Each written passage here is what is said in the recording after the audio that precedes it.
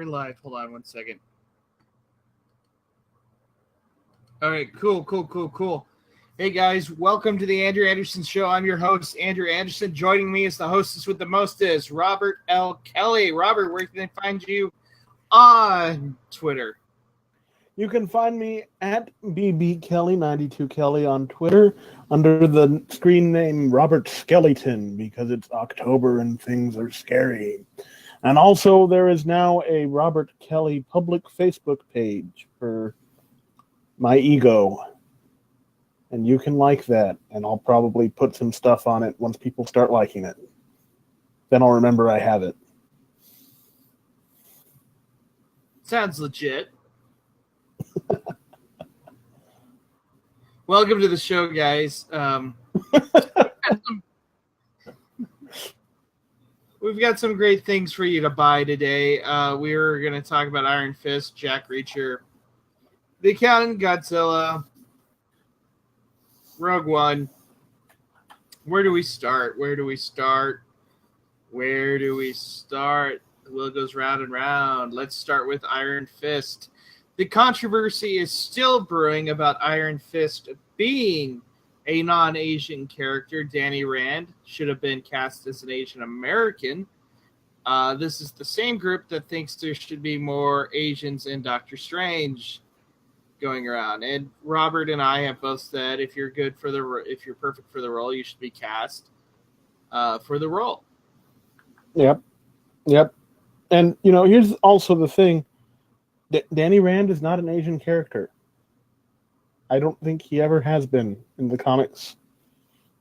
So your source material is what they're following. They're following the source material. It's like saying Luke Cage should be Asian. Luke Cage is not Asian. He should be a white man. Yeah, they blackwashed Luke Cage, and none of this. We're not serious about that. We think Luke Cage was a fantastic series. It was great. Had a lot of fun. The first 2 episodes, and then it were great, and then it just was kind of like, yeah, this is good. I'm settled in. I'll watch. Yeah. I'll finish it. Yeah. So, again, Danny Rand has always been historically white. Why, even when they introduced Sulu as gay in this last Star Trek movie, George Takei said, why would you change a character that's historically been this way? Yeah. It's better if you create new characters. And I don't think this small minority of fans that are shouting the loudest are the ones that... they should be creating these new characters instead of saying, oh, Captain America should be a woman now, or vice versa. Bring in a brand new character. Or a woman should be Captain America.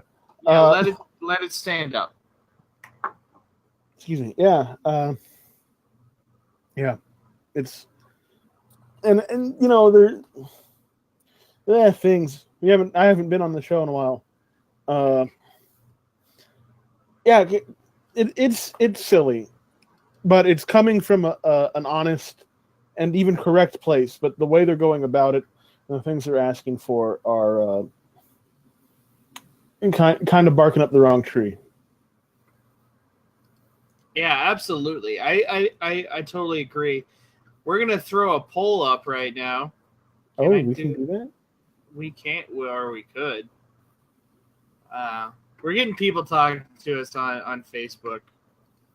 Again, if you want to interact with the show, it's easier for you to use the Smalltime platform. We will check in on Facebook, but we've had some issues where Facebook has crashed the show. Mm-hmm. So we'll check in back and forth. Hi, Vince from Geek Out SA. We see you. So anyway, we're gonna move on. You got a chance to see it, right, Shin Godzilla? Yes, I did. All right. So just for you guys, I want to show you all my Temple of Godzilla has been moved into my set. There, we've got. It's kind of fuzzy because I have a bad webcam, but rest assured, All the Godzilla movies are there. So our little vinyl figurines of Godzilla and friends. Shin Godzilla. Your thoughts on Shin Godzilla. You being the bigger Godzilla fan than me, I want to hear your thoughts. And then we'll go into bye. I didn't like it that much. I thought it was an okay movie. It was boring. Most of it was boring. The stuff with Godzilla was great. I like the new origin. I like the way they handled it. Some really actually frightening things done with Godzilla. However, the fact that we had all the human characters being politicians, and the only thing they were concerned about was their job security, and not actually, oh no, we're losing thousands of lives to this monster we can't stop. They're going, oh no, if we can't stop this monster, I won't be elected to another term.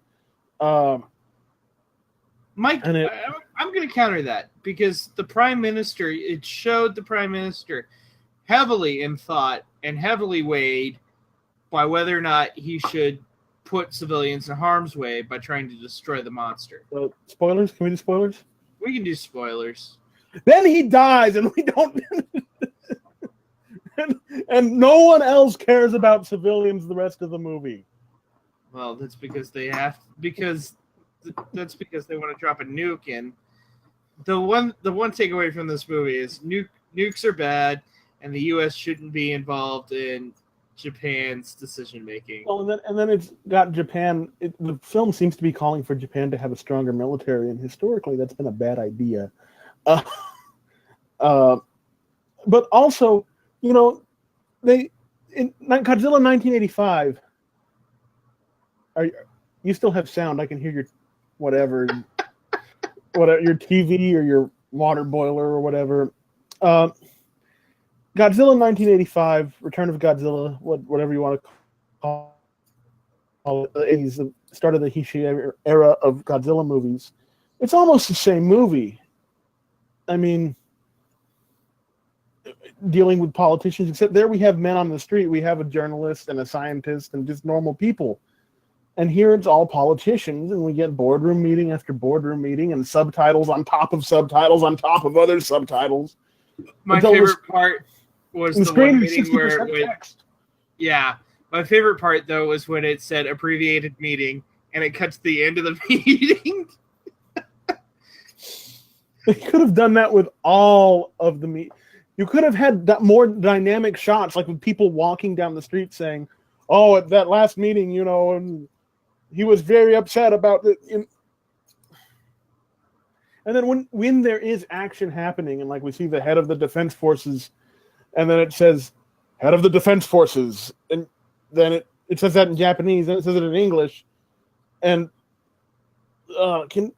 this is why certain movies should be dubbed or just flat out remade for foreign markets. There were so many mistakes. It's such a distinctly Japanese movie. It didn't translate well as to American movie tastes, I feel. That was Robert's scathing review of Shin Godzilla. It's not scathing. It's maybe like 2.5 out of 5 stars. Okay, I'm gonna give it 3.5 out of 5. I enjoyed it a lot. I had a lot of fun watching it. I feel like I know more about Japanese politics now than I do American politics, and I'm ready to vote in the Japanese election against Whoever Godzilla. has the better anti-Godzilla stance. Absolutely. In fact, I am submitting that as a debate question for the third debate. What are your plans on a Godzilla attack, yes. Secretary Clinton? And on top of that, a couple of years ago during the last election, Godzilla took the electoral votes for, I think it was South Dakota. Yes, there was a write-in campaign last year, a serious write-in campaign called Godzilla for President 2012. The Facebook page is still up. They're not running this year. Godzilla is not running this year. But I think he felt he couldn't top what Donald Trump was saying this year.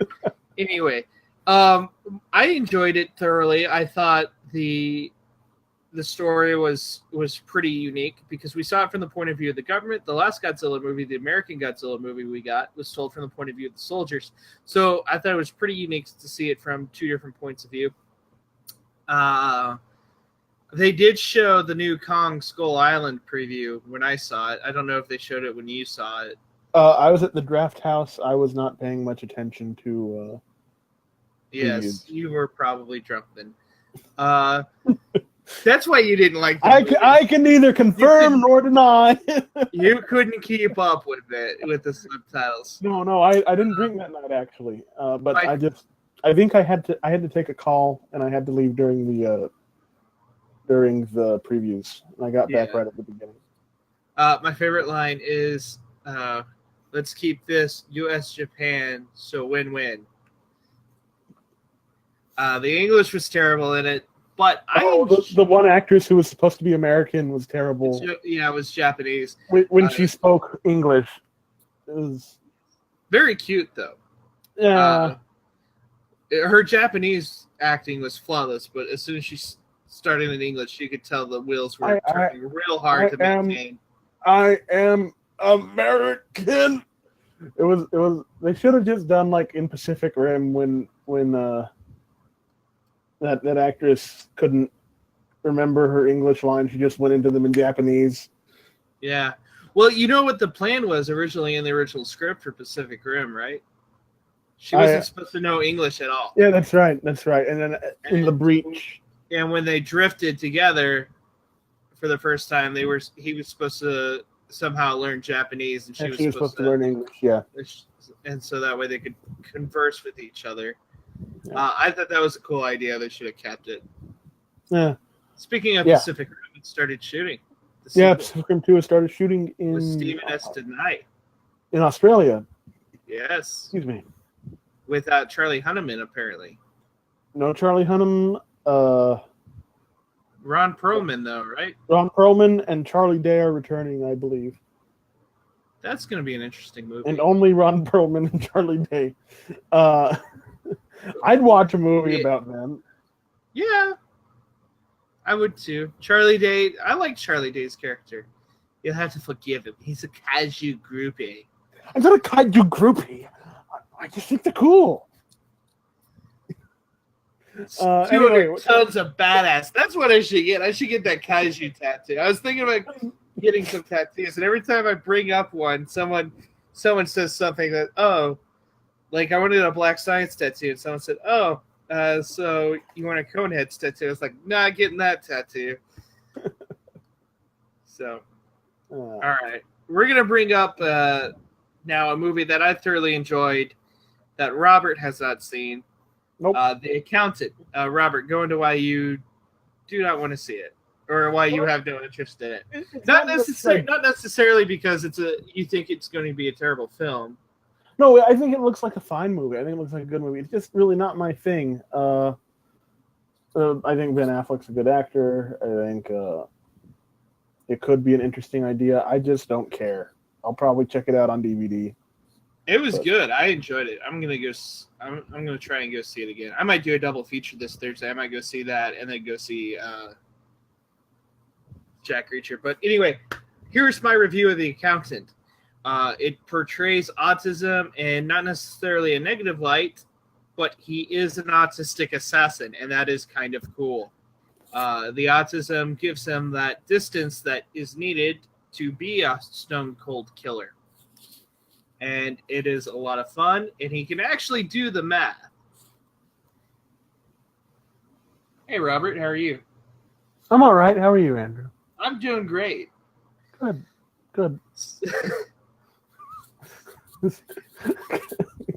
We had to stop the review right there for that one funny joke. Go on. I got bored. Go on.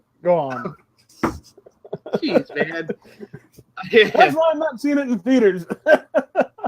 It was more action-packed than I thought it was going to be. This movie is kind of what Good Will Hunting was supposed to be. Yeah, I heard that. I think I heard that from you. Yes. because the original script for Good Will Hunting had him Will Hunting get recruited by the NSA. So on top of that, let's move on to Jack Reacher, a movie that Robert probably will not go see. Probably won't. Yeah, no, I don't like Tom Cruise. I might start reading the books now that they're more available to me. They're everywhere right now. Start with The Killing Floor. That's a good one. Yeah, I might start reading the books, but Tom Cruise is just not my idea of an action hero. He's my I know he's been doing it for 20 years, but I've just never warmed up to him. He's just found his niche now. I mean, he tried the serious drama roles when he was younger. Well, those were his best movies. The one, A Few Good Men. That was Oblivion great. Oblivion was good. Oblivion was pretty good. I wouldn't Mission Impossible is good. Mission Impossible is okay. I would not be opposed to seeing him in more sci-fi, like again, or I didn't particularly like Agent of Tomorrow that much. It was all right, but I'd go for more, all right sci-fi with Tom Cruise in it. Robert, our friend Paul Schrader has just alerted us on Facebook. He wants to know how Amber Lee's doing. Amberlynn. Amber Lee is doing all right. She has her. I won't go into all the details here on the show, but she's doing okay, and getting better. Alrighty. So back on topic with Jack Reacher. I love the books. The books are fantastic. I love the first movie. In fact, I saw it twice. Once with my mom, and once when I was dating M, and that was awkward. As were all our dates. Oh, you and Velma. That was me and Velma. I only asked her out because she looked like Velma from Scooby-Doo from a distance. Oh, God. And it got more awkward from there. We're going to stop the show and we're going to... did I ever tell you about the Renaissance Fair? A little bit. You told me a little bit. So she made me take her to a Renaissance Fair, and it was like 95 degrees out. She dressed up as a woman from the time period. I get there, and I'm dressed in a Led Zeppelin t-shirt and jeans, and she goes, "How come you're not dressed in character?" And I was like, "I am. I'm a time traveler from the 70s. Let's go." I obviously was not into this idea of driving 90 miles. So we get there. It's 110 degrees out. We're walking around, and then she makes me buy her really hot food on a really hot day with warm beverages, because apparently they haven't heard of ice in the Middle Ages, but yet they sell Coca-Cola in bottles, which were warm. Mm-hmm. I guess their freezer was broken. So anyway, she makes me pay for us to do bows and arrows, and she can't hit the broadside of a barn. And the whole time I'm following her, going, "Are we done yet? Can you not speak in Old English to me?" I said to every guy there, and then she's like, "Oh, look, there's a comic book writer here. Do you want to go talk to him? Because you write comics." I was like, "No, I'm done. It's hot. Let's go get ice cream from a real ice cream store and not this gypsy." Anyway, we got one more thing to talk about. We do have one more thing to talk about. The Rogue One trailer. Robert, did you see it? I did see it. It was a trailer. I've only watched it once, so I didn't analyze it, but to me it looked fun. It looked more like a war movie. It looks like a war movie, and that's what I want. And again, I'm hoping for under 2 hours. I'm pulling for a movie that's under 2 hours. 90 minutes, I'm hoping for. That's the goal. Probably not going to be the case, but anything under 120, I'm up Will for you it. take 117? That's yeah, I guess so. Okay. Well, Doctor Strange is 127. Too long. And that's including credits. Yeah, so it's probably under 2 hours total Yeah. actual story runtime. But Yeah. But yeah, Rogue One trailer looks good. Looks like a good. It looks like a solid war movie, the kind like you'd see in the '60s, except it's in space. It puts the wars back in Star Wars since A New Hope. Mm-hmm. And the attack on Hoth. Well, yeah, I mean, there really hasn't been much war in Star Wars over the past whatever. Like during the Clone Wars and the prequels, there wasn't much doing war-wise. We just kind of saw. Well, the TV series we got war, but in between we saw the start of the war and then Revenge of the Sith, the end of the war. I didn't watch the TV show. I don't. The TV show makes 2 and 3 infinitely better. Anyway, yeah. I'm having flashbacks to Nam that I wasn't even in. Okay. Hold on a second. We got a new segment, right? Yes. It's called Let's Write a Crappy Sequel. All right. We had to change it because of FCC rules.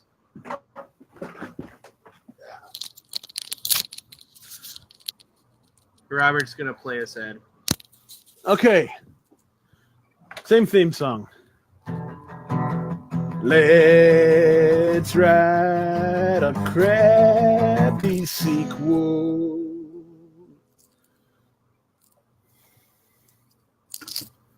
All right, what are we writing a crappy sequel for today? I believe we discussed this in tech rehearsal. We did. We are going to write a direct sequel to Indiana Jones and the Temple of Doom. It's about time we got a 4th Indiana Jones movie.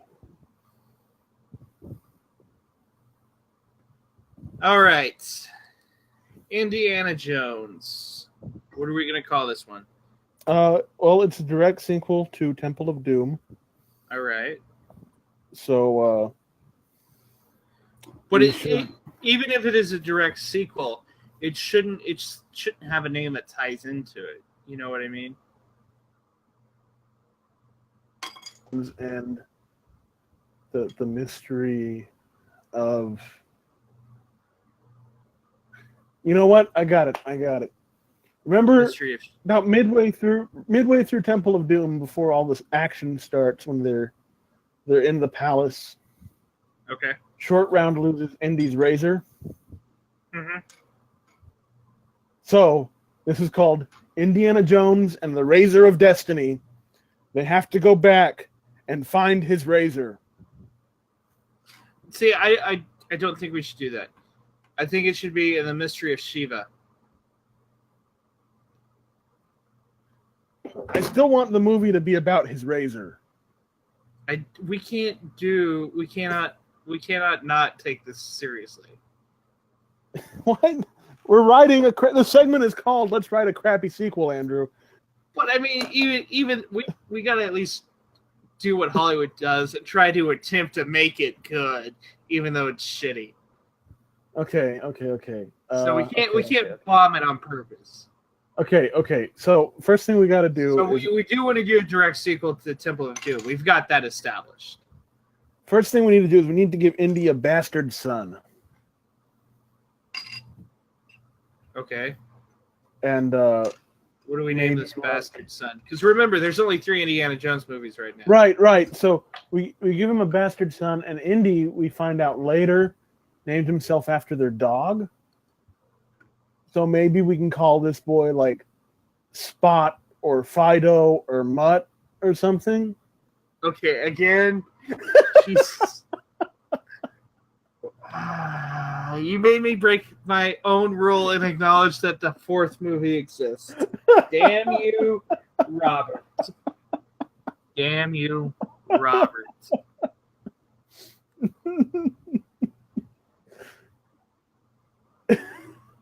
So, Knowing that, 5 years after the Kingdom of the Crystal Skull, Indiana Jones is sitting at home with his wife, Marion Ravenwood. Right? Their son has just died in a horrific motorcycle accident. While drag racing. Yes, so we don't have to give Shia LaBeouf any more money. Yes, exactly.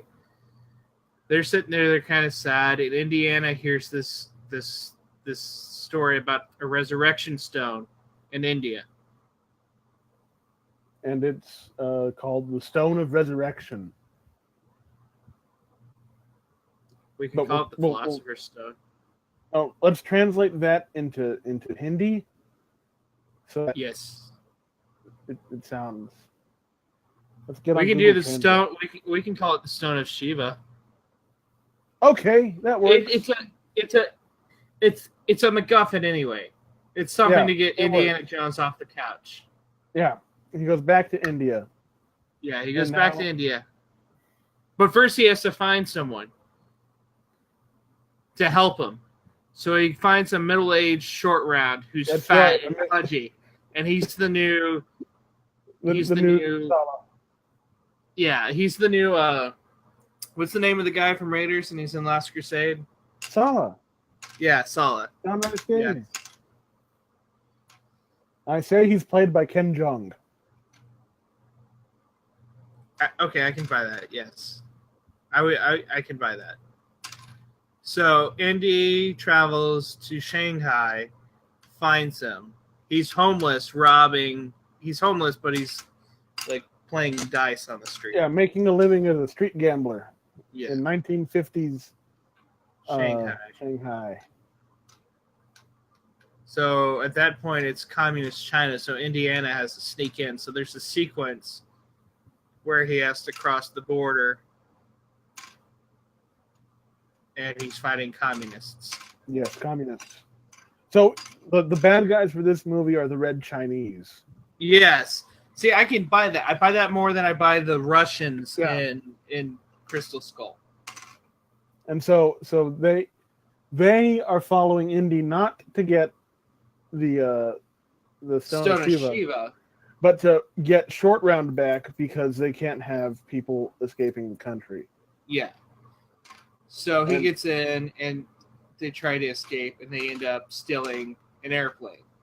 Yes. Just remember, Indy can take off and fly. He can't land. Right. So they have to crash the airplane miraculously into a body of water. And they find an old pilot sleeping in there who's played by Tom Hanks. Okay, again, you're drifting off into not as serious. I'm sorry. I found that funny. Let's keep the water crash. Yeah, I think that's interesting. They have to do a water crash when they get to India. And it's in the same river that they crashed it, that they did the thing. Yeah. Except they're not taking a raft out of the sky. They're crashing the plane into the river. And they're being shot at by the Chinese planes. Yes. So that's why they go down. Yeah. So now there are Chinese ground troops looking for them. And here's a funny thing where Short Round reminds him of being in the Temple of Doom. And how it's more fun now that Karen Allen's character's not there. Well, Karen Allen wasn't in Temple of Doom. Who was it? It was Kate, right? Yeah, Kate Capshaw. Yeah, Kate Capshaw. Okay, Kate Capshaw's character's not there. And hey, like, Indy, remember? Woman not here now. It's like, oh, don't remind me. I'm Harrison Ford. Get off my plane. That's the only Harrison Ford impression I can do. Get off my plane. Anyway, so yeah, they're little funny moments. Yeah. Then there's some snake stuff because there has to be snake stuff. It is an Indiana Jones movie, so yes, obviously there has to be snake stuff.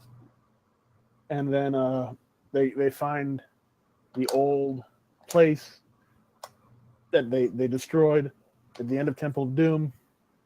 Yeah, and They chill out there. Yeah, they reminisce. They stay there for the night, and that's when they find their first clue the first clue that really leads them to the Stone of Resurrection. Yeah, which will be in a Tibetan monastery. Yeah. Oh, the first clue? No, the first clue will be. The first clue will be cave drawings. Okay.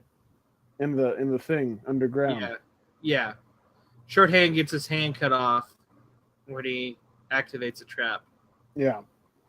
So it's a little gruesome, but it gives the suspense there. We're going for a solid PG-13 here, folks. Well, you know the PG-13 rating was created because of Temple of Doom, right? Temple of Doom, yeah, that was a joke. Okay. I'm not sure our audience knows that though. Oh, they're smart people. I'm sure a good majority know, but there's going to be that one person out there that doesn't know. Anyway, side note, I just learned this week that the number 4 on my toaster, that's not a level of darkness. That's how long the bread cooks for, 4 minutes. Never knew that before. All right. So he gets the first clue. Shorthand loses his hand, so he's really shorthand. Short round. Short round loses a hand. And Stacy, that's a good idea about an anaconda in the water when they crash land the plane. Good snake stuff. Yes. Good snake stuff. That'd be an exciting sequence too to follow up the plane crash. Do we have? I don't see Stacy. It's on Facebook. I'm not seeing the Facebook stuff. Okay. Stacy who? Hi, Stacy. Stacy Nordvold. Oh, Cougar. Okay. Hi, Cougar. And Trey Wallace says they need to go to Sri Lanka. They should go. That's where the monastery can be. We can make our way down. That's where the monastery can be. So they get to the monastery, but they're always like they have to be one step ahead of the Red Army. Yeah, that's the Red Army. I'm just saying, you know. The Chinese army. They have to be one step ahead. So they're getting shot at. They have short hands or short round's hand, and they're chasing them with the hand, so that the dogs can find short round. That's a nice, interesting, gruesome idea. Yeah. And so they barely beat the Red Army to the Resurrection Stone of the monastery. Which has to be used in the Himalayas, so they have to cross back up. Yeah, so they have to cross back up, and they barely escape because it's like the scene will mirror when Murray and Ravenwood's tavern gets burned down. Mm-hmm. So it should kind of mirror that. They find an abandoned temple where the stone has to be used. There's no caretaker or anything, but there is an angel of death. Okay. There's an angel of death. And one of them has to give up their life in exchange for the stone to work. They realize that overall, you know, you can't bring back people from the dead, or you shouldn't rather. And then Indy gets shot right there by the Red Army. Yeah. Shot through the... Yeah. And so his son comes back to life, played by a different actor. And then his son's like some sort of deformed monstrosity thing, like Brundlefly, because you shouldn't bring people back from the dead. Yeah. And kills the Red Army. Yeah. And then Short Round and the Jones son monster fly, they sacrifice him to bring Indy back, and we reset 60 years off Indy so that we can keep telling the story, because remember, in the Indiana Jones in the Indiana Jones universe, magic is real. Yes. So that's a I like this sequel. This crappy sequel turned out pretty okay. Actually turned out decent. It turned out pretty okay. Interesting movie. Yeah. Um, Let's pitch that to Disney. they're I don't think they'll go for it, but I think this is pretty good. Yeah, we got something here. We should make an unofficial adaptation. We should. Unofficial. We should. Yeah, we should write it and then release it for free. Yeah. And it circulates around like that Indiana Jones animated show. Yeah, this could be cool. Yeah. This could be cool. Let's do it. Let's write this movie. Okay. So this week on Twitter, if you want to see us write the movie, tweet me at Andrew P. Anderson and Robert at BB Kelly 92 Kelly. And if we get enough response to it, we'll start working on it. Yeah. Alrighty, guys. Thank you for joining the Andrew Anderson Show. We'll catch you next week. Next week, same Smile time, same Smile channel. Hey! Yeah! That was good. Good joke, Robert. High five. Way to go. All right, we're going to go offline. Okay.